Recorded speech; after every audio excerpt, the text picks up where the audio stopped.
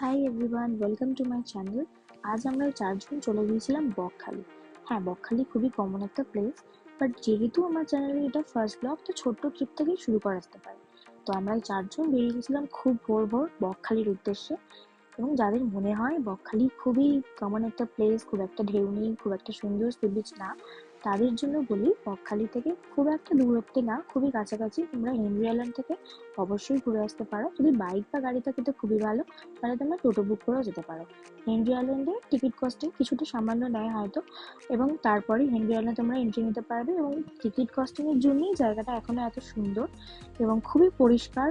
যেমন সুন্দর অ্যাটমসফিয়ার, তেমন সুন্দর নিট অ্যান্ড ক্লিন প্লেস, খুব ভালো। তো আমি বলবো বকখালি কাছাকাছি যাদের খুব কম টাইম স্পেন্ডের জন্য যেতে চাইছো কোথাও, দেন বকখালি গিয়ে হেনরি আইল্যান্ড অবশ্যই ঘুরে আসো, খুব সুন্দর একটা জায়গা। যদি তোমাদের হাতে একদিন টাইম থাকে দেন তোমরা এখানে আসতেই পারো। দেন হেনরি আইল্যান্ডে এত সুন্দর টাইম স্পেন্ড করে আমরা চলে এসেছিলাম বকখালি বিচে বিকেলবেলা, মানে সন্ধ্যেবেলা। তো বিচে সমুদ্র তো অবভিয়াসলি সবার পছন্দের, বাট আমার মতো ফুডিদের কাছে এগুলোই বেশি পছন্দের। তো অনেকক্ষণ লাইনে দাঁড়িয়ে দাঁড়িয়ে ফাইনালি আমরা কিছু পেয়েছিলাম। এভাবেই ওরা কেটে কুটে ফ্রেশ করে ধুয়ে রান্না করে দেয়।